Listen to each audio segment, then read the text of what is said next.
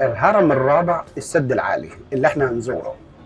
ديك الاهرامات بتاعت ايه يا جماعه؟ الفراعنه القدماء، ولكن الفراعنه الجداد يعتبر الهرم الرابع السد العالي.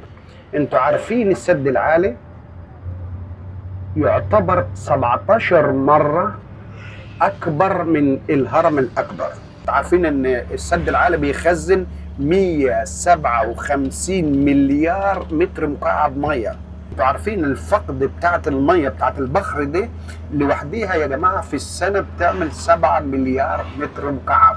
7 مليار متر مكعب دول كفيلين ان يزرعوا 7 مليون فدان. مصر كان بلد زراعيه. لما قامت الثوره بتاعت 52 الرئيس عبد الناصر قال لك احنا عايزين نحول، ما نبقاش زراعه بس، عايزين نبقى صناعه.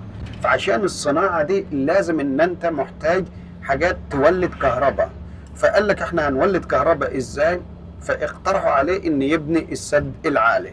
فعشان كده ايه بنى السد العالي، لان الفكره الكهرباء هتساعد في ايه بقى في تشغيل المصانع وتشغيل الحاجات دي. للاسف في ذلك الوقت ما كانش مصر عندها فلوس كفايه عشان تبني بيها السد العالي. فالرئيس عبد الناصر في ذلك الوقت كان حب يعمل قرض من البنك الدولي. البنك الدولي طبعا يعني حاجات مش عايزين نتكلم فيها في السياسه دي، فحطوا له عراقيل كتيره. ففي ذلك الوقت التجأ من البنك الدولي الى روسيا. فروسيا ساعدته ان ادت له 300 مليون دولار في ذلك الوقت عشان يبني. خدوا بالكم في ذلك الوقت كان الدولار يختلف. انتوا عارفين انا لما اشتغلت في السياحه الجنيه بالظبط كان يعني اكتر من الدولار. يعني كان الجنيه بتاعنا بالظبط كده يعني 82 سنت. يعني ما خدوا بالكم احنا للاسف دلوقتي العمليه اتقلبت. يعني الاول كان الجنيه قيمته اعلى من الدولار. ففي ذلك الوقت طبعا عبد الناصر التجأ لروسيا. الرئيس عبد الناصر التجأ لروسيا وعمل ايه بقى؟ الروس بقى جم غيروا في جزء من البلان بتاعت السد العالي، لان كانت شركه اسمها هوختي في المانيا كانت عملت، احنا هنعدي عليها دلوقتي كده، كان مفيض اسمه قناه المفيض. فدي كانت الاول عايزين يعملوها من خلال التوربينات تيجي الميه والطمي يتعدي. المهم حصل تعديل، وبعد كده ايه الروس ابتدوا يبنوا السد. 30,000 عامل يا جماعه اشتغلوا في بناء السد العالي. خد البناء 11 سنه من 1960 وافتتح سنه 1971. يعني عبد الناصر اللي افتتحه الرئيس السادات. يعني اللي بناه الرئيس عبد الناصر واللي افتتحه الرئيس السادات مع برجنيف بتاع رئيس روسيا. بالرمز هتشوفوا الصورتين هناك. المهم ان 11 سنه استغرق. طول السد العالي 4 كيلومتر، تحت عند مستوى القاعه 980 متر، ارتفاعه 110، العرض فوق 40 متر. لما نيجي نلاحظ هتلاقي واخد الشكل الهرمي عامل كده اهو 840 110. فعشان كده انا بقول لكم دي التكعيبه دي بالظبط تعمل 17 ضعف الهرم الاكبر. فعشان كده انا قلت لكم ده الهرم الرابع. طيب دي بالنسبه لبناء السد. قبل ما السد الاول المجرى النيل اتحول لقناه جانبيه، بعد كده على مستوى القاع تحت خالص يا جماعه عملوا خابور من الخرسانه ينزل 40 متر لتحت، وحوالين الخابور الخرساني اتعملت حاجه هندسيه في قمه الروعه. اليابانيين دلوقتي اخذوا مننا الفكره دي. اليابانيين ما عندهمش رمله ناعمه، فاستخدموا ايه بقى دلوقتي عشان الزلازل؟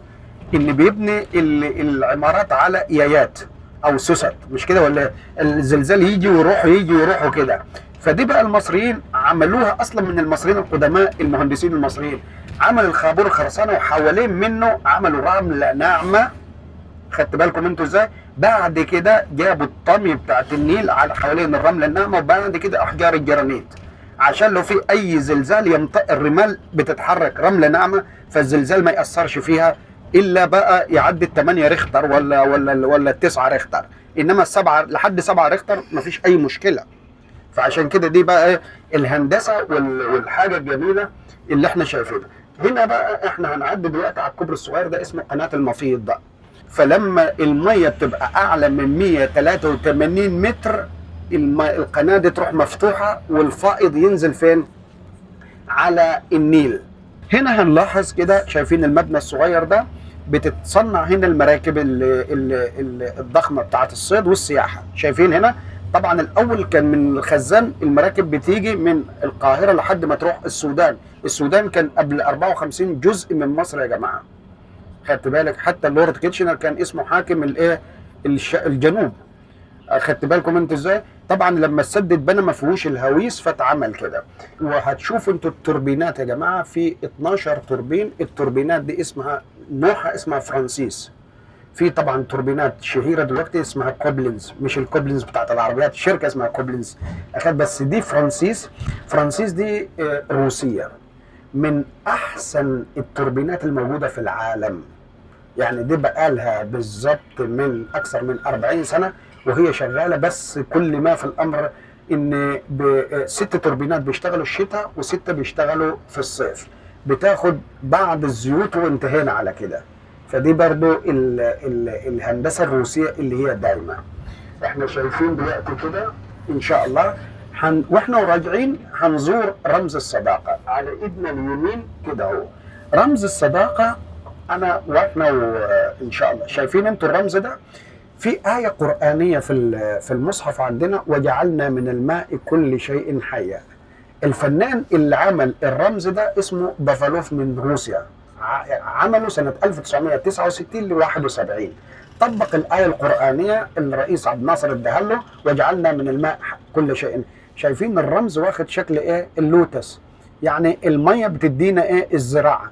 لاحظوا كده في النص هتلاقوا ترس، ملاحظين فيه ترس كده؟ الترس ده رمز الصناعة.